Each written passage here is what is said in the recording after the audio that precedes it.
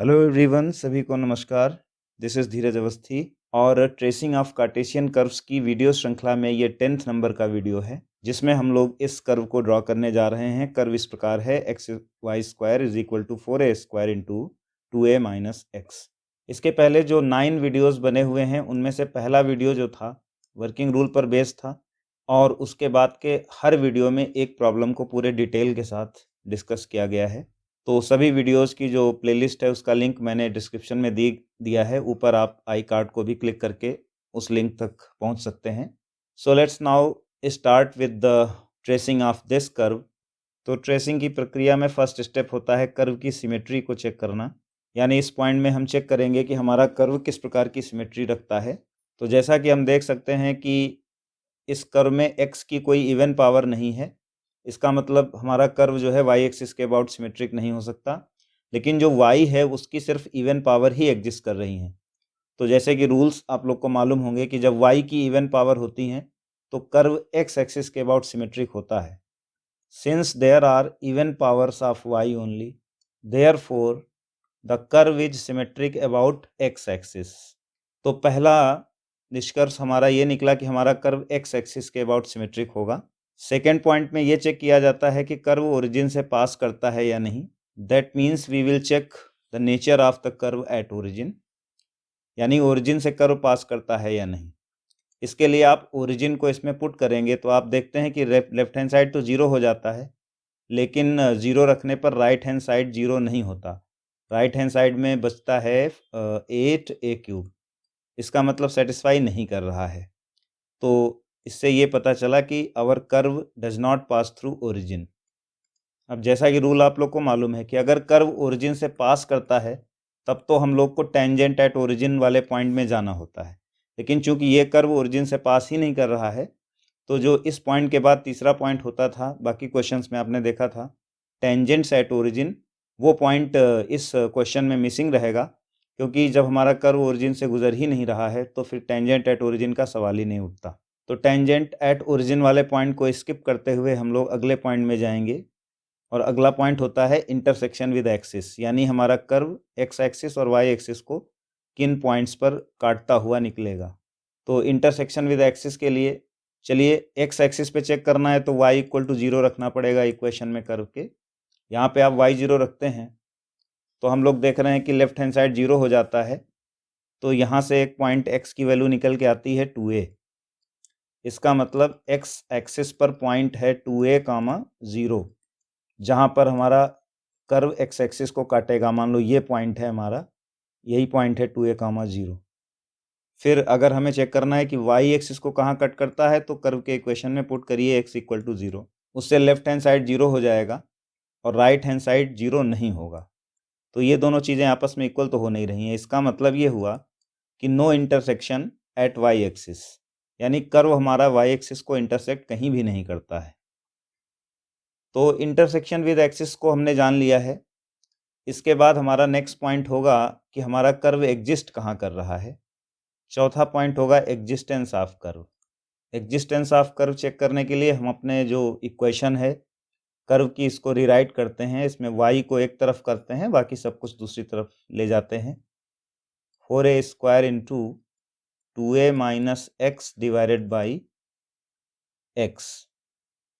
तो यहाँ से स्क्वायर हटाएंगे तो इधर का एक्स स्क्वायर रूट लग जाएगा 2a, और अंडर रूट के अंदर जो क्वांटिटी आएगी वो होगी 2a minus x divided by x. अब आप जानते हैं कि कर्व हमारा वहीं एग्जिस्ट करेगा जहाँ पर y की वैल्यू रियल होंगी। x और y दोनों की वैल्यूज़ रियल होनी चाहिए। तो अंडर रूट के अंदर की क्वांटिटी को हमें पॉजिटिव करना होता है अगर हमें y की वैल्यूज़ रियल चाहिए तो, यानी जो क्वांटिटी अंडर रूट के अंदर है उसे हमें ग्रेटर दैन इक्वल टू 0 कराना पड़ता है, नॉन नेगेटिव होनी चाहिए।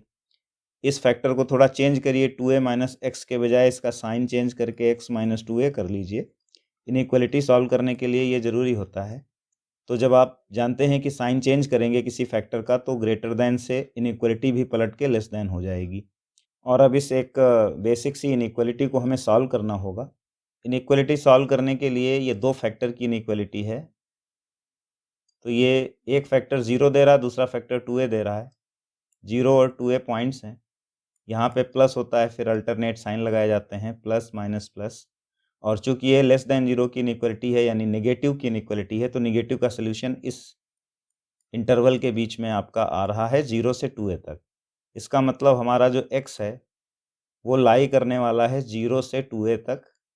नीचे वाले फैक्टर पर इक्वलिटी नहीं लगाएंगे, ऊपर वाले फैक्टर पर इक्वलिटी लगा सकते हैं, ठीक है ना। तो हमें पता चल गया कि हमारा कर्व केवल 0 और 2a के बीच ही में एग्जिस्ट करेगा। एक बहुत ही शॉर्ट रेंज है जिसमें हमारा कर्व एग्जिस्ट करने वाला है। ये 2a पॉइंट है और ये 0 ओरिजिन पॉइंट है, इसके बीच ही में कर्व एग्जिस्ट करेगा, यानी यहाँ 2a के बियॉन्ड और इधर नेगेटिव साइड में कोई कर्व नहीं आना है। जो भी कर्व आएगा इन दो मार्जिन्स के बीच में ही आएगा। साथ ही में हम ये देख लेते हैं कि जो हमारा y था उसमें 2 रूट के अंदर 2a minus x divide by x था, ठीक है ना। तो ये जो x है नीचे जब इसकी वैल्यू 0 होगी, यानी व्हेन x टेंड्स टुवर्ड्स 0, तो नीचे 0 होने के कारण हमारा y इन्फिनिटी हो जाता है। और साथ में यहाँ दो साइन थे plus minus, that means when x tends to 0 then y tends to plus minus infinity. यानी जब आप यहाँ ओरिजिन पर 0 पर खड़े होंगे तो y आपका ऊपर इन्फिनिटी यहाँ, प्लस इन्फिनिटी यहाँ और माइनस इन्फिनिटी यहाँ जा रहा होगा। चूँकि एक्स एक्सिस के अबाउट सिमेट्री कर्व है, तो जैसा कर्व ऊपर होगा वैसा ही नीचे होगा। साथ ही में आप देख सकते हैं कि आपका कर्व यहाँ 2a पर जाकर के एक्स एक्सिस को मिलता है, तो यहाँ इन्फिनिटी से चलेगा, यहाँ तक जाना है, और जैसा ऊपर बनेगा वैसा नीचे बनेगा। तो या तो एक ये स्थिति संभव है, इस तरीके से आप जानते हैं इस शेप को कस्प कहते हैं, तो या तो यहाँ 2a पर कस्प बन रही होगी, या एक पॉसिबिलिटी ये बन रही है कि यहाँ 2a पर टेंजेंट की पोजीशन हो, यानी यहाँ कर्व हमारा स्मूथली टच करता हो और स्मूथली टच करके ये इन्फिनिटी तक इस तरीके से जाता हो। ये तो दूसरी पॉसिबिलिटी ये है। इन दो में से एक को हमें फाइनल करना होगा, तो उसके लिए हमें एसिम्टोट वगैरह चेक करनी पड़ेगी। अगला पॉइंट जो कि 5वां पॉइंट होगा, उसमें हम लोग इस कर्व की एसिम्टोट चेक करेंगे और तब एसिम्टोट्स के बाद हम फाइनलाइज करेंगे इस कर्व की शेप को। सो 5th पॉइंट इज एसिम्टोट्स। इस पॉइंट में हम लोग एसिम्टोट्स की सारी पॉसिबिलिटीज़ को डिस्कस करते हैं। एक्स एक्सिस के पैरेलल एसिम्टोट्स पहले चेक करेंगे।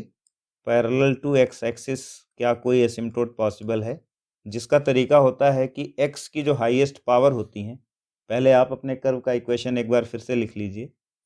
X y square is equal to 4a square 2a minus x, ये कर्व की इक्वेशन है। अगर parallel to x axis asymptote चाहिए तो एक्स की हाईएस्ट पावर जो होती है उसके कोफिशिएंट को 0 किया जाता है। एक्स की हाईएस्ट पावर इस इक्वेशन में 1 ही है। सारे टर्म्स को एक तरफ लाइएगा तो एक्स का जो कोफिशिएंट होगा, एक्स की हाईएस्ट पावर 1 है और उसका कोफिशिएंट बनेगा Y square plus 4a square. और ये इस कोफिशिएंट को आप 0 के बराबर अगर करेंगे तो ये 0 हो नहीं सकता है, क्योंकि अगर ये चीज़ को आप 0 करेंगे तो y की वैल्यू माइनस 4a स्क्वायर आएगी, y square. Square real values of y का स्क्वायर नेगेटिव नहीं हो सकता। That means this is not possible, not acceptable. तो यहाँ से हमको कोई एसिम्टोट नहीं मिली एक्स एक्सिस के पैरेलल। अब इसी तरह बात करते हैं asymptote parallel to y axis. Parallel to y axis के एसिम्टोट के लिए y की जो हाईएस्ट पावर होती है, जो कि यहाँ वाई स्क्वायर है, उसके कोफिशिएंट को 0 कराया जाता है। y की हाईएस्ट पावर वाई स्क्वायर, उसका कोफिशिएंट x है, तो x को 0 के बराबर कराया तो हमको ये एसिम्टोट मिल गई। x बराबर 0 का मतलब है y एक्सिस, यानी खुद y एक्सिस ही एसिम्टोट बनने वाली है। तो इन दोनों प्रेडिक्शंस में जो दोनों डायग्राम हमने प्रेडिक्ट करे थे, पूर्वानुमान जो लगाया गया है, इन दोनों ही डायग्राम में मैंने एक y एक्सिस को एसिम्टोट दिखाया है। देखिए इन्फिनिटी पे जाके टच कर रहा है, इसका मतलब इस डायग्राम में भी y एक्सिस को एसिम्टोट दिखाया है, इन दोनों में ही। तो इन दो में से बस एक स्थिति को हमें फाइनलाइज करना है। और अभी ये तो एक्सिस के पैरेलल वाली एसिम्टोट्स हैं, अभी हम ये भी चेक करेंगे कि कोई ऑब्लिक एसिम्टोट तो नहीं है। ऑब्लिक एसिम्टोट्स के लिए जो आपकी इक्वेशन है उसका हाईएस्ट डिग्री वाला टर्म लिया जाता है। ये सारे टर्म्स को एक तरफ कर लेंगे और हाईएस्ट डिग्री वाला टर्म यही मिलेगा, एक्स वाई स्क्वायर। और इस इक्वेशन में x की जगह 1 और y की जगह m, ये सब्स्टिट्यूट करके एक एक्सप्रेशन बनाते हैं जिसको फाई m कहते हैं। और इस टर्म की डिग्री अगर 3 है तो वो डिग्री यहाँ लिखी जाती है फाई 3m। तो यहाँ x की जगह 1 रखिए, y की जगह m रखिए, तो आपका आएगा m²। और फिर क्या करते हैं कि इस फाई 3m को 0 करेंगे और 0 करके m की वैल्यूज़ निकालेंगे। तो m² 0 करने से m की वैल्यू 0 ही आएगी। किसी लाइन की स्लोप अगर 0 है तो वो लाइन ऑब्लिक तो नहीं हो सकती एटलीस्ट। एक्चुअली जिस लाइन की स्लोप 0 हो वो एक्स एक्सिस के पैरेलल लाइन होती है, और हम अभी देख चुके हैं कि एक्स एक्सिस के पैरेलल कोई एसिम्प्टोट पॉसिबल ही नहीं है इस क्वेश्चन में। इसका मतलब ये कुछ कॉन्ट्रडिक्शन वाली स्थिति क्रिएट हो गई। इससे स्पष्ट हो जाता है कि इस कर्व के पास कोई ऑब्लिक एसिम्प्टोट नहीं है। Therefore no oblique asymptote is there. तो देखिए हमारी इन्वेस्टिगेशन पूरी हो गई है। हमें बस केवल एक काम करना है कि अपने कर्व को फाइनली ड्रॉ करना है। तो देखिए बस एक आखिरी चीज़ अब आपको चेक करनी है, और वो चीज़ ये है कि ये 2a पर हमें नेचर चेक करना है, जिससे हमें पता चलेगा कि यहाँ पर कस्प लाइक सिचुएशन है या फिर यहाँ पर इस तरीके से कर्व हमारा टच करके इस लाइन को गुजरेगा। तो उसके लिए हमें इस पॉइंट पर, जो कि 2a, 0 ये पॉइंट है, इस पॉइंट पर हमें टेंजेंट का स्लोप चेक करना पड़ेगा। उसके लिए हमें इस कर्व को डेरिवेटिव लेना पड़ेगा।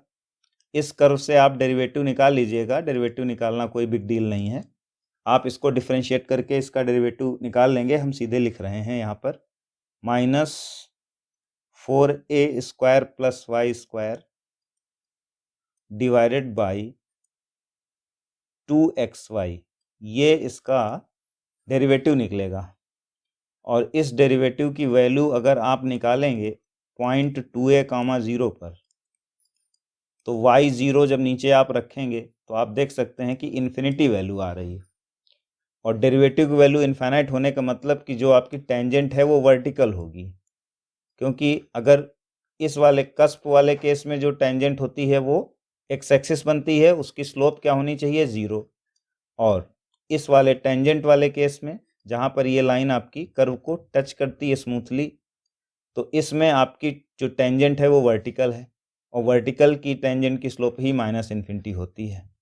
इसका मतलब इन दोनों में से हमारा ये वाला केस फाइनल हो गया कि इस वर्टिकल लाइन को स्मूथली टच करेगा टेंजेंट की तरह हमारा कर्व। तो इन सारी जानकारियों के बाद अब हम लोग अपने कर्व की फाइनल शेप को ड्रॉ कर सकते हैं। Now let's draw the final diagram for our curve.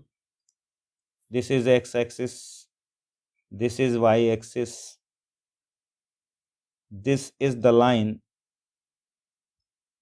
which will be a tangent to our curve at point 2a। और जैसा कि हमने बताया है कि हमारा कर्व यहाँ से चलेगा एसिम्प्टोट की तरह, यहाँ पर आके स्मूथली टच करेगा इस लाइन को और नीचे एसिम्प्टोट की पोजीशन पे चला जाएगा। ठीक है ना, ऊपर नीचे एक्स एक्सिस के अबाउट सिमेट्रिक है, आप देख सकते हैं। 2a और ओरिजिन के बियॉन्ड यहाँ और यहाँ पर कोई कर्व लाई नहीं कर रहा है। बाकी और कुछ दिखाने की इस कर्व में ज़रूरत नहीं है। यही हमारे कर्व की फाइनल शेप है, और इस कर्व की ट्रेसिंग यहाँ पर जाकर के कंप्लीट हो जाती है। आई होप कि आपको हर चीज़ समझ में आ रही होगी। आप दूसरे क्वेश्चंस को भी जाकर के स्टडी कर सकते हैं। प्लेलिस्ट का लिंक डिस्क्रिप्शन में दिया हुआ है। और अभी के लिए इस वीडियो में इतना ही। मिलते हैं नेक्स्ट वीडियो में। Thank you for watching till the end.